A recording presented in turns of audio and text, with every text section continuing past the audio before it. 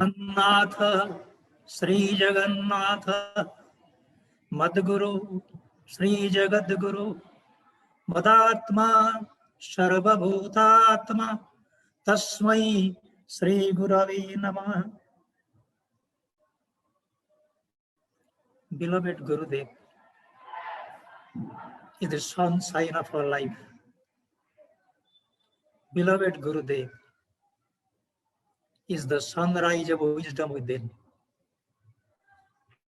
He is the pole star that gives us continuously direction to navigate our boat of life in this great ocean of worries. We are hopeful, beloved Gurudev, one day shall help us to reach the shoreless shore of the other side beyond liberation. Beloved Gurudev, let us pray and bow at the holy feet of beloved Gurudev. Let us pray and bow to all masters of our lineage, all masters of the world religions of all times and places, and master of the creation. I bow to all of you, remembering the divinity within you. We are all friends, hand in hand, the great participants in the karma leela of the universe. More significantly, the karma leela in this prithvi, on this good earth. We discussed on the first session of our discussion on Karma Upanishad in English, the book titled The Law of Karma, written by Paramahansa Pragyanji Maharaj. Sri Guruji's love for all his disciples and devotees, followers, well-wishers is immense. And this immense love is manifested in this particular book. Theory of karma is a mystery. Theory of karma is a science. Theory of karma is a scriptural rule, but very difficult to decipher, very difficult to interpret, very difficult to understand. We are part of this great leela of the karma, but very few of us have good knowledge of the theory of karma. And still further, a few about the practice of karma. But reading this holy book of our Guruji, understanding through meditation, through beautiful reading, attention given to the reading, through understanding given to the various aspects of the subject, can make us one day a good practitioner of the theory and a practice of karma. We discussed that no karma, no creation. No karma, no civilization. And I add, no karma, no liberation. Let's look to the nature, to the creation itself, full of karma. Network of partitioners in the karma leela. Animal kingdom, birds kingdom, botanical kingdom, and the humanity. Other than the humanity, the trees, the creepers, the birds, reptiles, they're all being guided by a remote control that is called instinct. They continue their karma by virtue of this instinct. The level of instinct The scope of the instinct is fixed. For centuries, for millenniums, they are being guided by this particular fixed notion of instinct. Have you ever thought of, have you ever seen, even in the Jews, a non-vegetarian tiger becoming a vegetarian? Or a non-vegetarian deer becoming non-vegetarian? By nature, they are what they are supposed to be. They don't have a free will. That is why you should not say, condemn, they are mindless. No. Scientists have proved even the tree, the creeper has a mind. What to talk of the birds and the animals?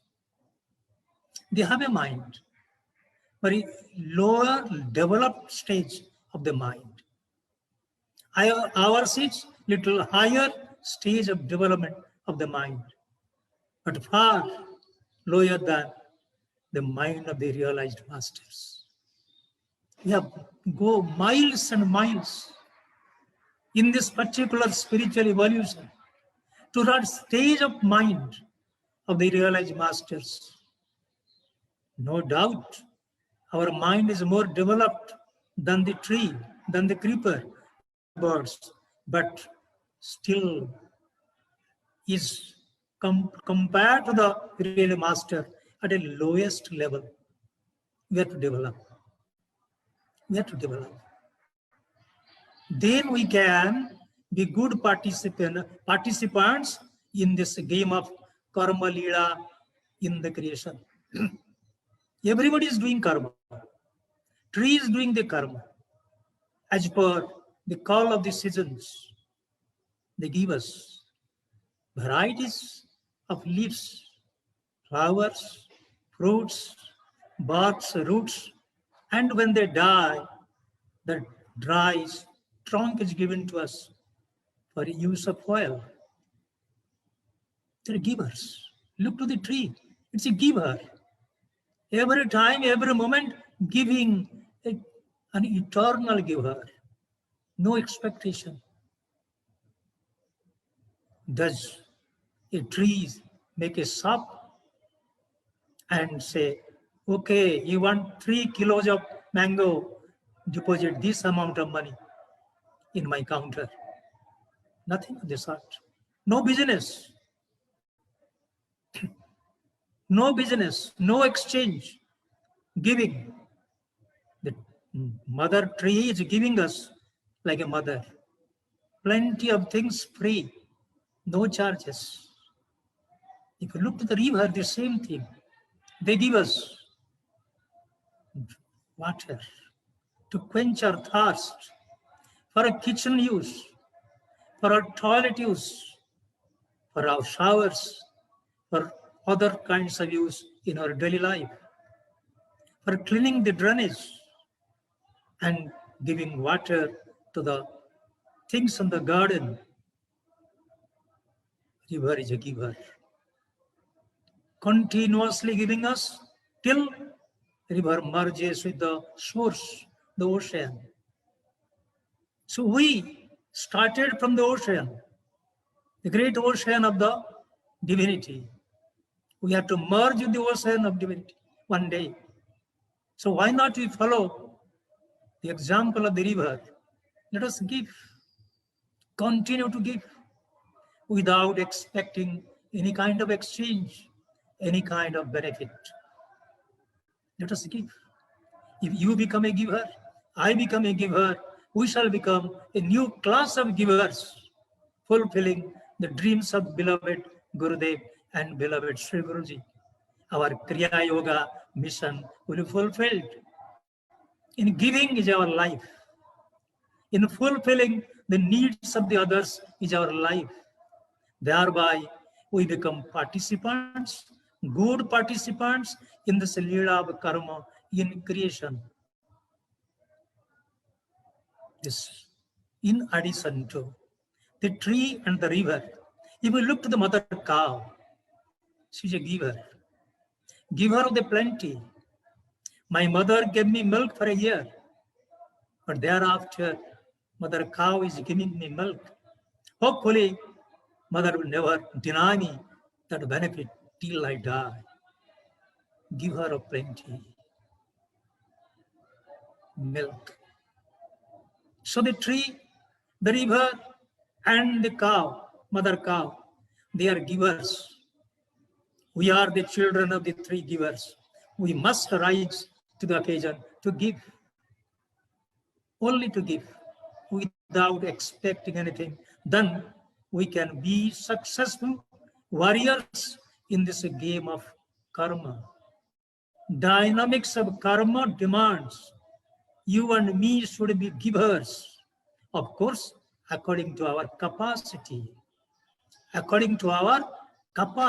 ability, propensity. Therefore, I don't say that I should be a giver of the $1 billion and you should be a giver of $2 billion. Nothing of the sort. We are not to compete each other in this game of money or business of money or counting money. We should give according to our capacity to be a giver. To be a giver for the purpose of becoming a good participant in the game of this particular Leela in creation. Karma, no creation. If the creation shall stop functioning, no action, no karma, there will be a grinding halt to the movement of civilization. Therefore, no karma, no civilization. Each one of us has to go for some kind of karma here and there, failing which civilization cannot move. In order that civilization goes in the proper direction, in the proper way, we have to work according to a principle, the principle of service, the principle of sacrifice, the principle of cooperation and hospitality, the principle of charity, not a competition, not war, but only the peaceful purposes of peace, progress. Progress not to defeat others, progress just to bring about the beauties in our life, the best in our life, to distribute its benefit among our fellow men and also friends beyond the so-called national borders. That is giving. Then civilization become rich. Be it trade and commerce, be it agriculture, be it navigation, everywhere sense of sacrifice and sense of service must be there. Lovers of yoga must dedicate to this game of civilization, dynamics of civilization, karma. What kind of karma? Nothing that I produce in my country shall be injurious for others. Nothing shall I discover and use that will be harmful for the humanity.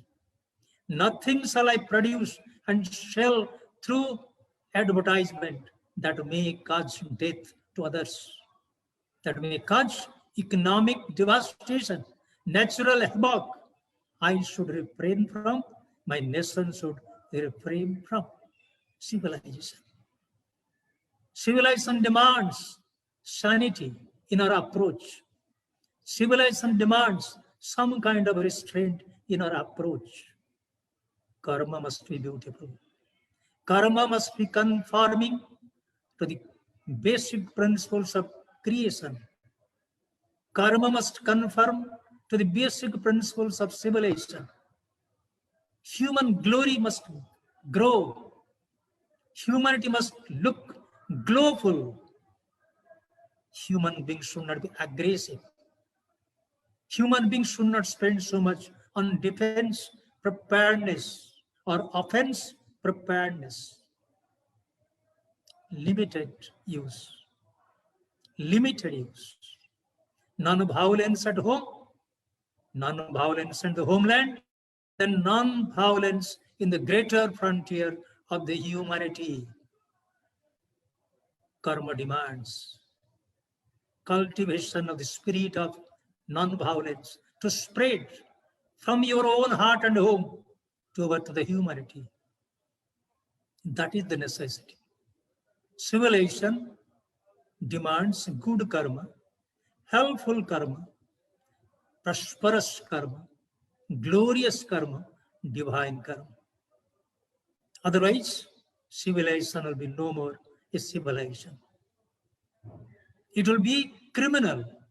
It cannot be glorious. If you look to the back, if you go to the pages, the early pages of the human history, we will find certainly both things. Prosperous period of peace, barbarous period of war. And those prosperous years of humanity, they have given us glory. We should draw inspiration from those chapters of glory of humanity, not from the insane, dangerous, injurious chapter of war, aggression, vengeance, and the mood of conquering others at the gunpoint.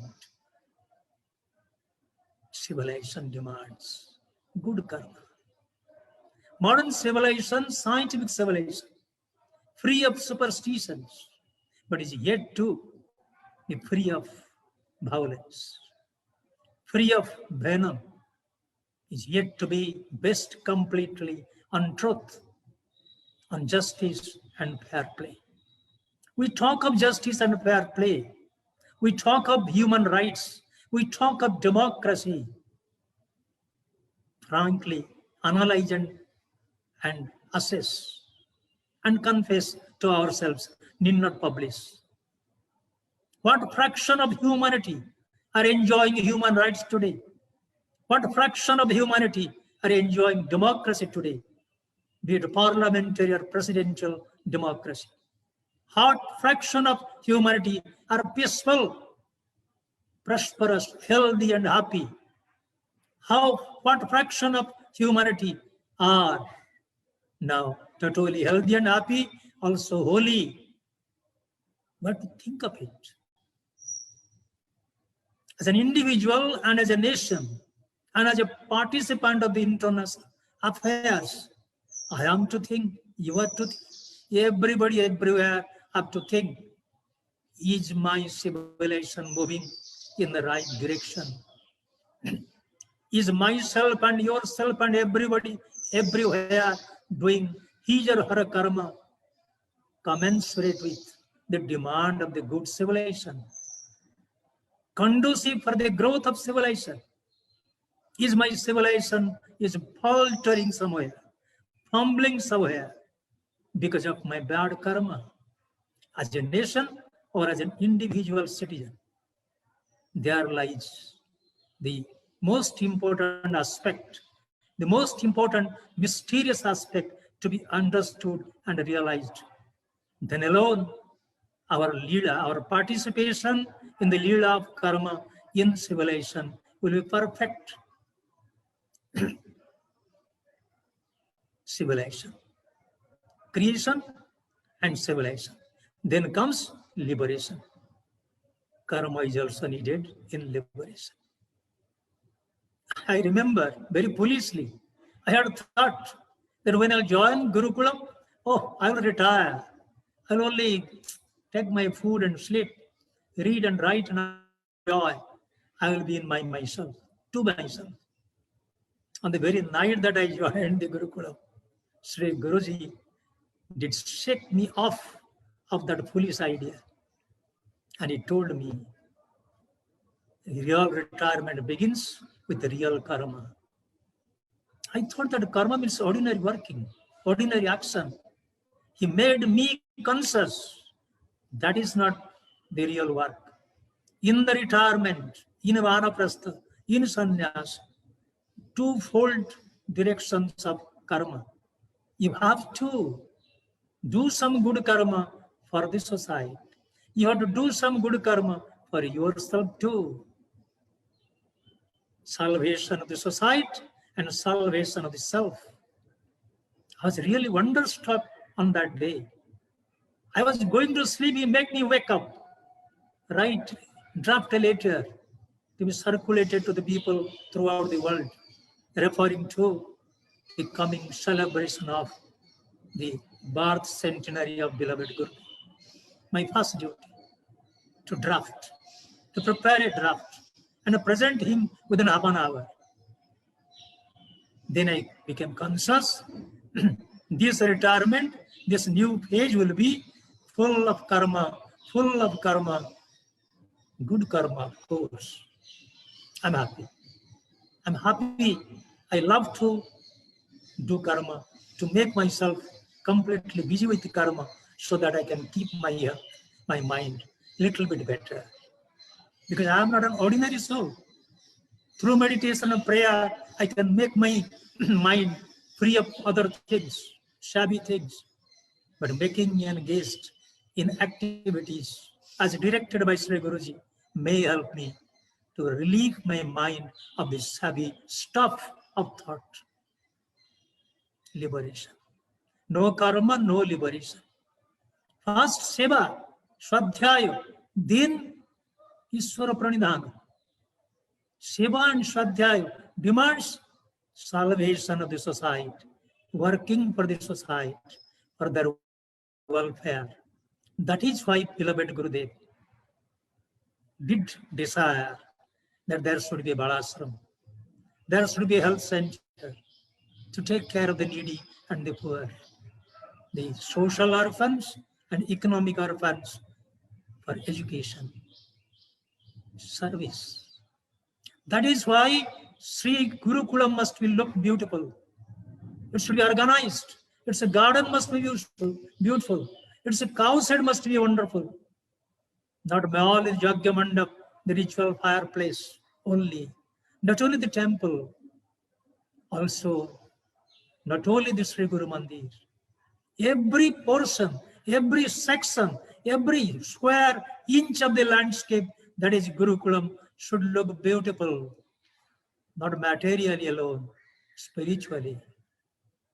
Through our sadhana, through our yoga, through our prayer, we can enrich each part of the garden, each part of the farm, each part of the goshala, the cowshed, to become beautiful. As we meditate, they will meditate. As we pray, they will join to pray with us. That is the dream of Sri Guruji. He wants to convert Gurukulam as a paradise. First making my heart, your heart, everybody's heart a mini paradise. First working for salvation of the society, for the goodness, welfare of the society, then welfare of yourself, inner one, inner world, purity in the inner world, perfection in the inner world, projection of the inner world and thought only for beloved Gurudev and God's karma and liberation.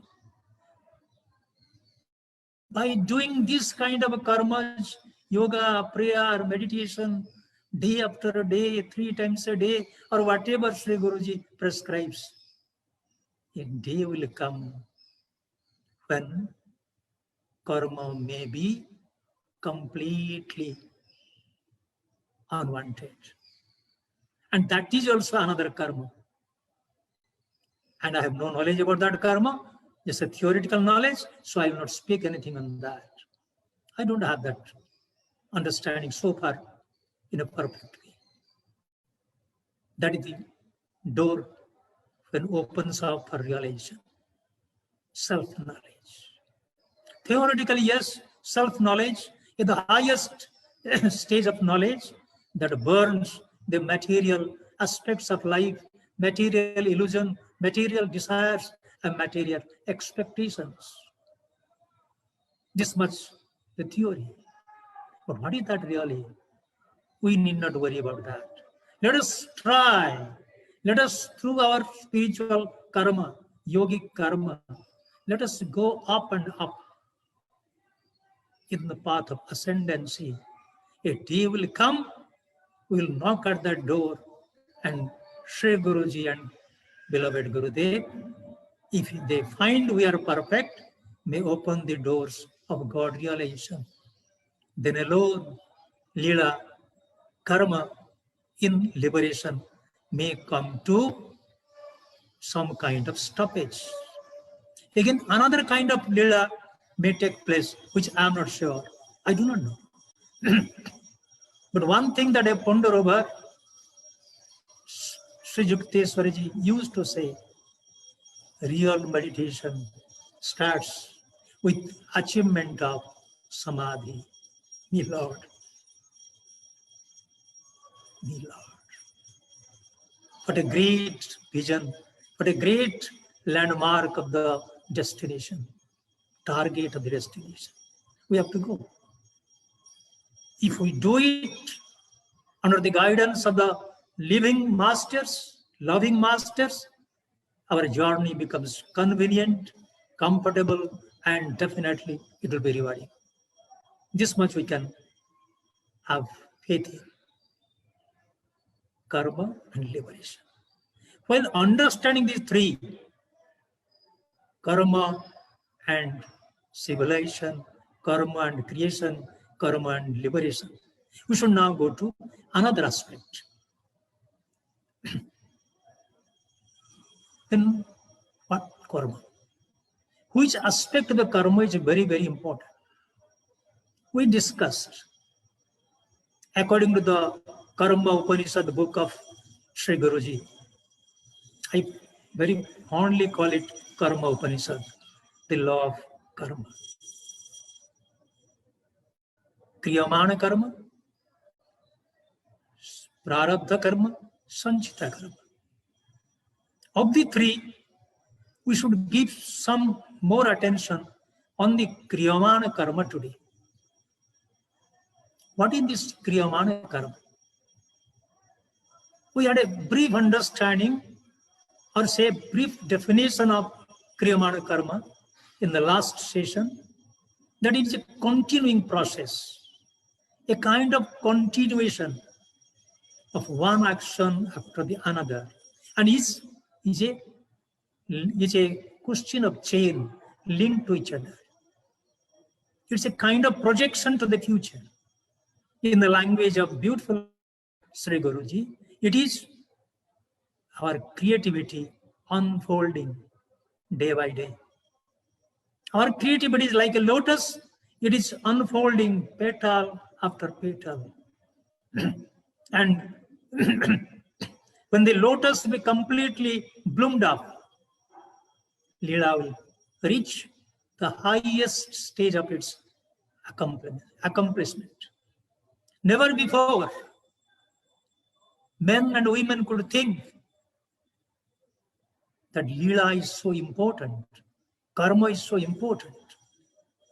But through education, through enlightenment, through scriptural, say, prescriptions, through the help of the masters, ages after ages, gradually, it dawned upon the mind of the mankind, oh, there is a way of progression, there is a way of evolution, and that there are karmas, good karmas, bad karmas.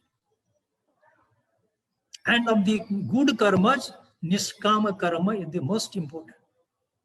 I told you on that day that in India, even if you meet a poor woman, he will give you, in course of the discussion, her knowledge of karma and karma phala. Karma the action and karma phala the result. I wonder whether he has read Gita or not. Probably it is a kind of inheritance. Her father or her father's father or somebody in her ancestors might have read. And its effect is being transferred gradually toward the descendants. Karmanne badhikaraste ma phaleshu kadachana. The first line of verse 47 of second chapter of Gita. I think the essence of this particular line, whether understood or not in a textual way, it is in the mind of the common man or the common woman. One day, I heard a yogi speaking in Hindi something regarding bhagya, the destiny, the karma, action, and karma for the result. And he said very humorously, because in India, of course not today, in those days, today there is change in such situation. Whenever there is a tragedy, men and women, they say, oh, it is a karma phala, forget, enjoy it, face it. Just one understanding. In one understanding, they could make themselves rid of the effect of the worries. They have sound sleep.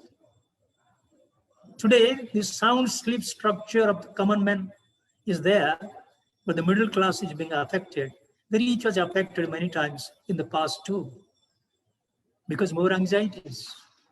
Common man, not so anxious, not so much anxiety as the middle class. I'm not talking of the entirety of the middle class, good number of them, because they don't practice the theory of karma. They understand karma, they have read up karma, they might have read the second chapter many times as a ritual, but have yet to accept the quintessence of the second chapter. To do karma without expecting anything in life. And that is why, firstly, the yogi said on that day, use of sleeping pills are the minimum because of this thing. Because it's a question of karma phala. I am to enjoy. I should face it. I should enjoy it, finish it, consume it, so that it shall not come to me in form of repetition, either in the coming days of this life or the coming days of the coming lives. Karma phala is interrelated to, connected to the next life and also the past life. Common men in India, they have an understanding to a certain extent that there was a past life and the present life is there, and after the present life, there may be a kind of next life, coming life, past, present, and future. Think of the three lives. The past life, whatever kriyaman that we earned and whatever little that we used or consumed in that life, and the rest, the residue of the kriyamana karma were put in the chitta baksh, the treasure, the memory treasure, impressions treasure. And a fraction of that memory treasure came as prarabdha, and again with a new birth, new body, new life, new working, new living, new kriyamana karma. Continuing, karma continuing.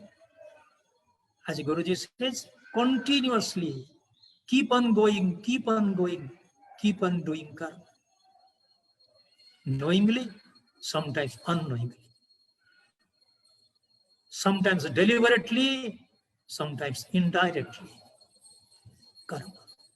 But karma is never leaving us. Sri Guruji says, if this is the inevitability of the karma theory, it's inevitable. No man, even an incarnation of God on earth, cannot escape the clutch of karma. If that is the case, what should we do? What should be the nature of our karma? What should be the scope of our karma? So that this karma shall not cause problem for me, you, and anybody anywhere in future life. That is why Gurudev and Guruji says, look, most of the teachings of Sri Guruji is a kind of continuation, a very beautiful, systematic projection of the teachings of beloved Gurudev. It's a beautiful continuation. It is the thoughts, the teachings of Sri beloved Gurudev unfolding in a simpler form, in an understanding form, in a beautiful form, in a brilliant form. That is the beauty of Sri Guruji. In every paragraph, in every sentence, in every alphabet, you will find the touch of the teachings of beloved Gurudev. I have never seen such kind of love of a disciple, master of the teacher master, Guru master. So humble. Hariharananda Vaja, humble. But Pragyanananda is more humbler than the humble master. Certain portions of the Gurudev, certain teachings, are sometimes very tough. But they become clearer, lucid. They become so tasty, so beautiful to understand and accept through the teachings of Sri Guruji. Understanding karma theory, reading Gita, yes, it was there, but it was not as clear, not as systematically clear as I read the law of karma. Had I read the law of karma at all, my understanding of the second chapter would have been 30% or 40%. Sometimes clear, sometimes unclear. But reading the law of karma, the book, Karma Upanishad in English, understanding is a little better. Of course, practice is to be better. I am always ceaselessly praying to beloved Gurudev and Sri Guruji, help me to practice law of karma with love, with a sense of dedication. Far away from excellence. Far away. But I keep my target on that. If we can reach even the neighborhood of that target, our life will be fulfilled. The task in this life will be fulfilled. Sri Guruji, Karma Upanishad, the law of karma. He says, if at all we are to do karma, let us live intelligently. Let us work, let us commit works, actions, let us take undertakings with more understanding, with a sensible mind, with a sensible mind, not a sensual mind. It is a knowledgeable mind, not a curious mind. We have to invest karma. He says, investment of karma in the right direction, the right way, is a welcome feature of our human life. It is essential for human growth and human evolution.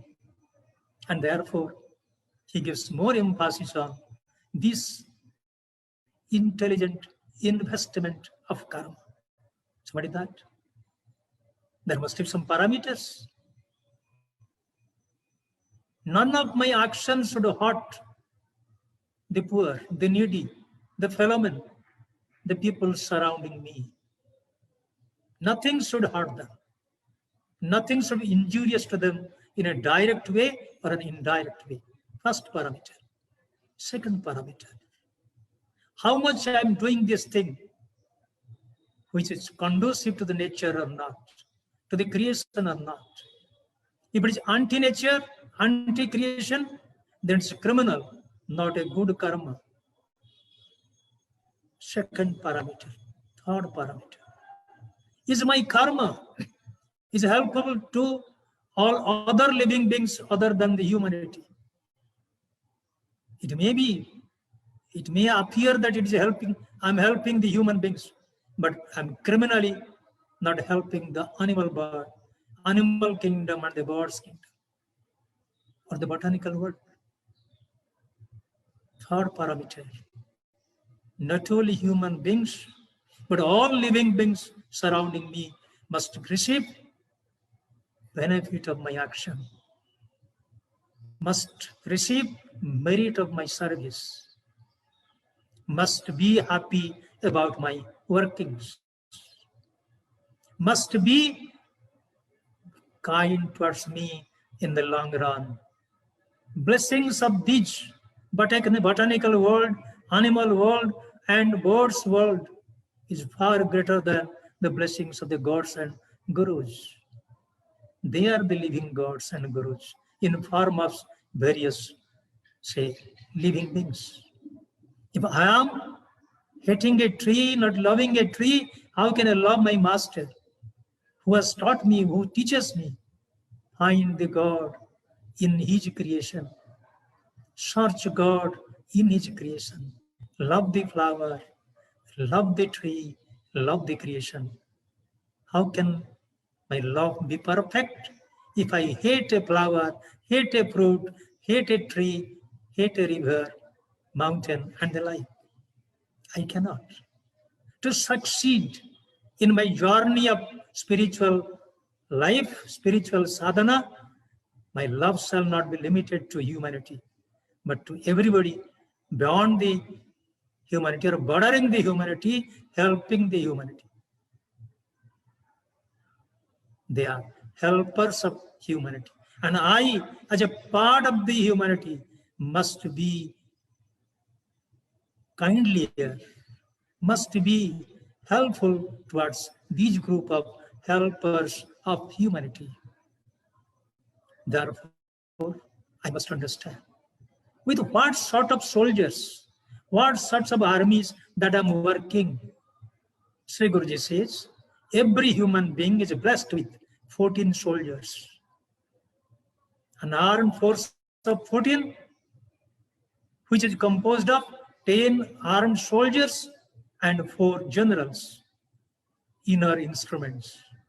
Mana, mind, buddhi, intellect, chitta, memory, and ahankar, ego, 4 generals. And 10 soldiers, 5 sense organs of perception, and the rest 5 of action. When Guruji says, we undertake varieties of karma with the help of body, with the help of the mind, with the help of our words. At that time, we should be conscious of this army. 10 armies on the body, visible on the surface of the body, and 4 generals inside the body, invisible. So these are 14 combination of the 4 invisible and 10 visible.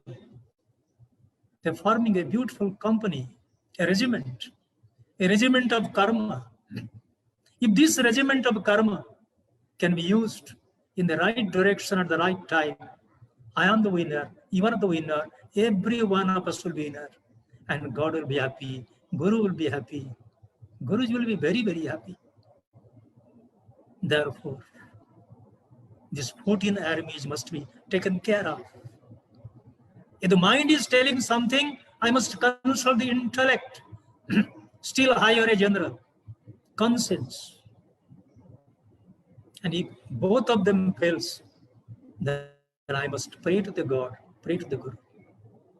Then again the Guru will awaken in me the right form of conscience, right sense, right awakening. Then alone my journey will become progressive towards ascendancy, higher ascendancy, from one level to still another level, till I reach the door of realization. This is investment of karma. And this investment can be done with the help of 4 generals and 10 armed soldiers. No soldier should be given the right to function by itself. The general must guide. And all the 4 generals and 10 armed soldiers must be guided by still the self-knowledge. Anyone, his or her self-knowledge is sharper, the sharpest. or each army of karma can work their lives, the leader. Sri Guruji says, to understand Kriyama and Karma, this continuous form of action, we must understand a sequence of function. In short form, it is TDA, the TDA sequence. T stands for thought, D stands for desire, and A stands for, can anybody say? Action. TDA sequence. Sri Guruji says, mind is a forest of thoughts. It is a manufacturing platform of the thoughts. Every moment, new thoughts, newer thoughts, still newer thoughts. Certain thoughts not known in this life. Certain thoughts completely forgotten in this life. They come up in my mind. Thoughts, known and unknown, gentle and ungentle, serious and severe, kindly and criminal. Thoughts, injurious and helping. They all come together. Clouds of thoughts. And thoughts come in a different form in different times of the day and different times of the mood of the man. Tragic thoughts, magic thoughts. What wonderful. What kind of thoughts? Sri Guruji one day said, Brahman, the first thinker in the creation, in the universe. The Brahman, who was solitary, sublime no doubt, but highly solitary. He was in solitary, say, residence in the vast space for billions of trillions of years. And a kind of boredom. A boredom did overtake the Brahman. He wanted to break the boredom. Living in solitary residence in the space. He had a thought. He wanted to play. To play that the first thought. And that first thought of the Brahman was so powerful, so projecting, and also so purposeful that creation was created with nature. Creation. Whatever that you see in the creation, from suns and stars to volumes of things on the earth, below the soil, underwater, in the sky, beyond the sky, wonderland of the creation. It is million times wonderful, mind-boggling than Alice Wonderland, wonderland of the Brahman. Result of single thought. He wanted to play. He wanted duality. A second, a third, a multitude. The single, sublime, solitary, absolute wanted duality, multiplicity. And creation is a playground. Thought, therefore, is very powerful. If the past thought was so powerful to create and project a creation, talk of the children, grandchildren, great-grandchildren of the Lord, the Brahman, that you and me together, then what is our power of thought? Our power of thought is an inheritance of that great power of thought of the Lord himself. Power of thought. When thinking the same thing repeatedly for some days together, a desire is created, built up. When desire is created, I become restless. I want to fulfill. I want to achieve. I need action. I need action. T, thought, led me to formation of desire, and now desire became the driving force behind my action. Beautiful TDA sequence. Unless we understand this TDA sequence, how to break it at the thought level, at the desire level, and the action level. Ordinarily, we don't have control of the thought. But if you find that one thought is malicious, one thought is injurious, criminal, we should take the help of the masters, their teachings, scriptures, their teachings, elders, their admonition, their instructions, mother, our love, and our persuasion, to find a way how to avoid that bad thought, how to be completely off from the track of that thought. If there we feel desire has come up, then again we have to dissolve that desire. We have to play with that desire. If there also we fail, then completely surrender at the holy feet of the Master. Save my Master, save me. Then at that moment, before an action takes place, there may be a sudden about turn. Like the army general, the guru, the master may give a call, about turn, you turn. My desire ends there, doesn't go for a disastrous direction. TDA. To understand this sequence is not enough. Sri Guruji says, behind the three TDA, there is a word power, the game of the word power. If this game of the word power can be understood, our control of the Kriyamana karma, Kriyamana action, continuation, which is a continuation from life, which may end for some time as a full stop with the death. Again, it will continue in the next life. So what is that? Word. My expression. Sri Guruji says, how to have control of our word, communication. He said, think of the four things. Whom to speak, whom to talk.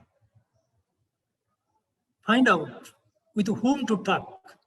With your spouse, with your child, with your parents, with your elders, with your neighbors, societal friends, professors, or even the master. Whom to talk. When talk with all these people, they fail. They fail to give us understanding. Give us no path. If all these communications with these people do not give me a solution, then I must go to the path finder, the master. Whom to speak? To speak to the master. In the dream, in the daytime, in the wake-up time, in meditation, in prayer. Wherever you are, my master, I am confused. I can't find. Help me. Help me. When I completely surrender, the greatest helper on earth will come and whisper into our ears. This is the way, my child. Whom to talk, whom to, and what to speak. Speaking with this ordinary social circle, it may be material, but talking to masters need not be material, must be spiritual. Even so-called material things be presented in a spiritual way. What to talk? What is the stuff of my communication? What should be the subject matter of my discussion? Must be secular, scientific, sensual, or spiritual. You are to find, I am to find. And according to our awareness, our process of selecting this stuff for communication will become improved. Then comes when to speak. What is the right time? If we speak untimely, the result may be dangerous. It must be timely. We must discuss it a little later in the coming class. So we must talk at the right time, at the right moment. Then how to speak? We should speak sweetly. Beloved Gurudev always said, put some drops of honey on the tip of your tongue. When words will flow, will be embellished with, touched with the touch of honey, sweetness. Words must be sweet, soothing.